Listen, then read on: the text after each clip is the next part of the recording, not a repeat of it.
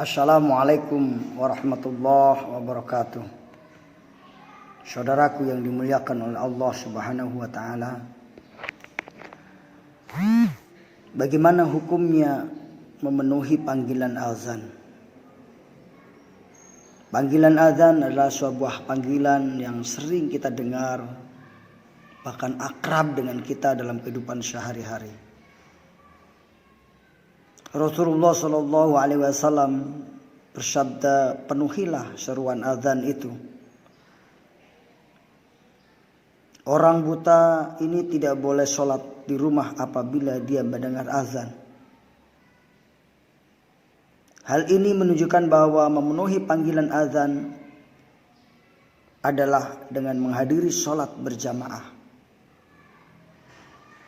Hal ini ditegaskan kembali dalam sebuah hadis yang terkait dengan Ibnu Ummi Maktum.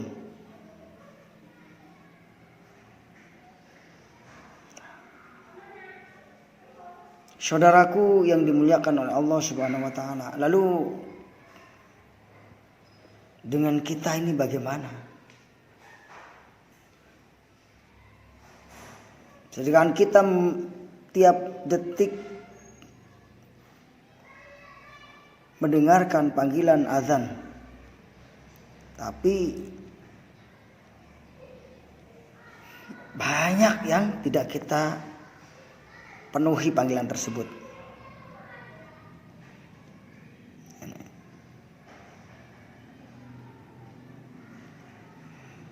Setan itu benci sekali kepada apa yang namanya panggilan azan.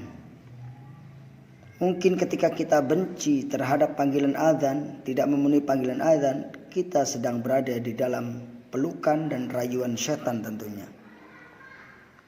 Karena setan benci kepada panggilan azan, sedangkan seorang muslim seharusnya adalah rindu dan memenuhi panggilan azan tersebut.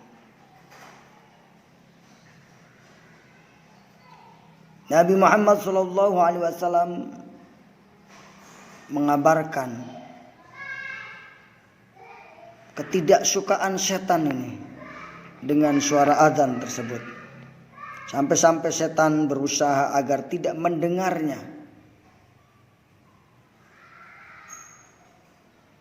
Dengan cara yang cukup hina menurut pandangan manusia, yaitu dengan mengeluarkan kentut dan suaranya. Jadi ketika manusia adzan, maka setan mengeluarkan kentut dan suaranya yang kencang. Nabi Muhammad Shallallahu Alaihi Wasallam bersabda, "Idza nudiya bil adzan adbaros syaiton lahu duratun hatta la yasma'ul adzan fa idza qudiyal adzan aqbalu fa idza suwiba biha adbaro fa idza qudiya suwibu aqbalo yakhturu bainal mar'i." Apabila azan dikumandangkan, maka setan berpaling sambil kentut hingga tidak mendengar azan tersebut. Apabila azan selesai dikumandangkan, maka ia pun kembali. Apabila dikumandangkan iqamah, setan pun berpaling lagi.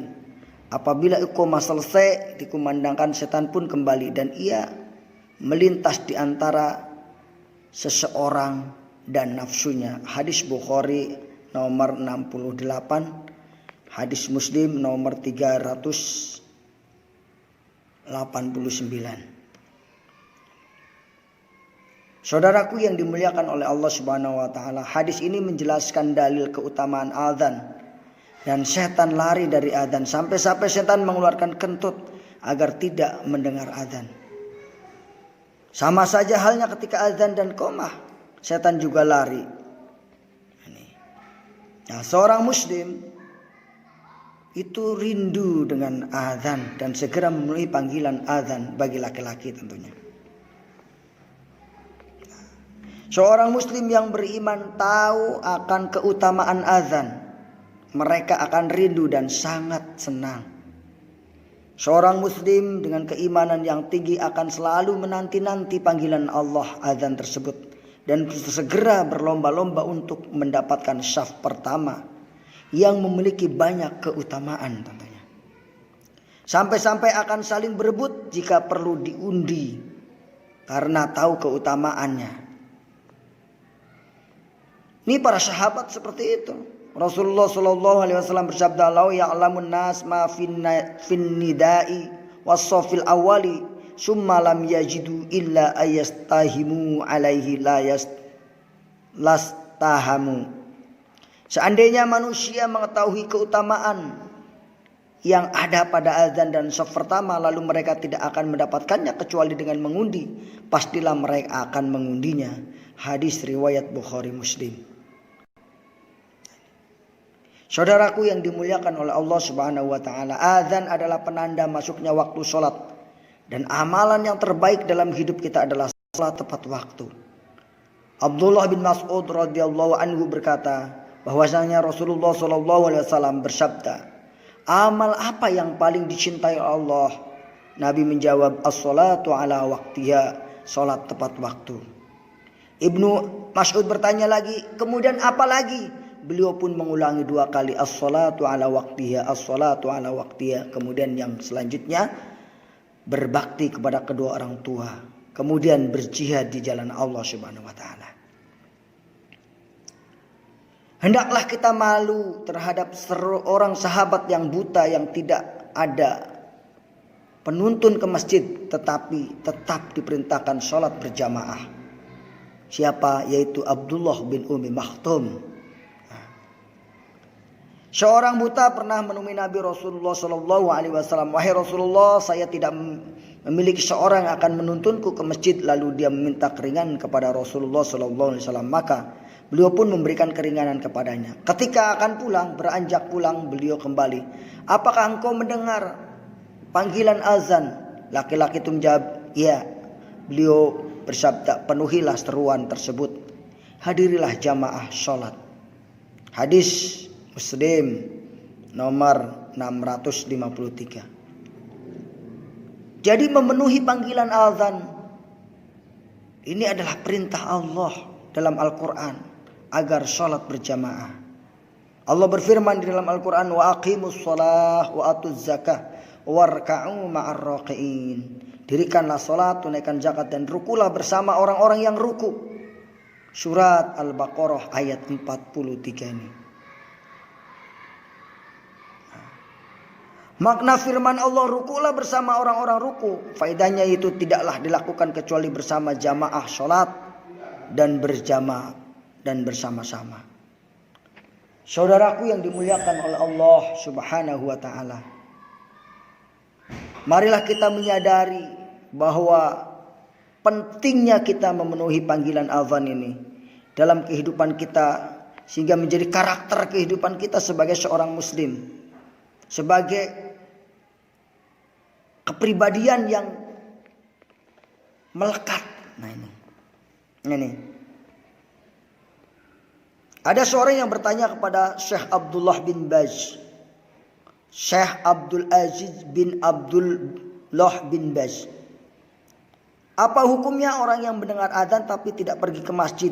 Hanya saja ia mengerjakan seluruh sholat di rumah atau di kantor." Kata Syekh Abdul Aziz bin Abdullah bin Baz, itu tidak boleh.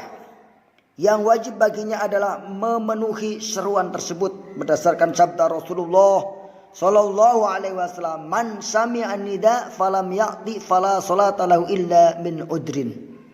Barang siapa yang mendengar seruan azan tapi tidak memenuhi, maka ia tidak ada salat baginya kecuali uzur. Hadis riwayat Ibnu Majah. Halaman 793.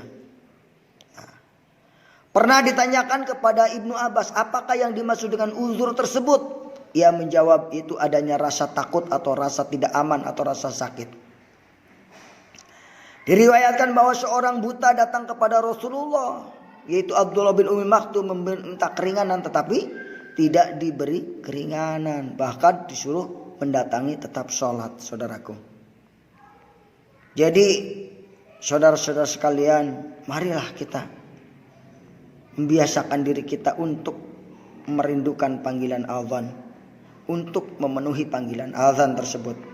Ini. Saudaraku yang dimuliakan oleh Allah Subhanahu wa taala. Nah ini.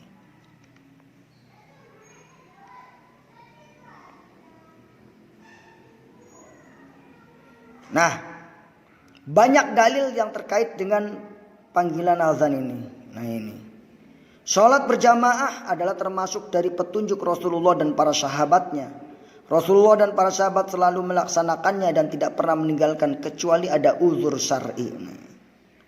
Bahkan ketika Rasulullah sakit pun beliau tetap melaksanakan sholat berjamaah di masjid, dan ketika sakit semakin parah lalu beliau memerintahkan Abu Bakar untuk mengimami para sahabatnya. Para sahabat pun bahkan ada yang dipapah oleh kedua orang tua orang untuk melaksanakan ibadah sholat berjamaah di masjid. Nah, kalau kita membaca riwayat tentang Rasulullah tadi, maka di antara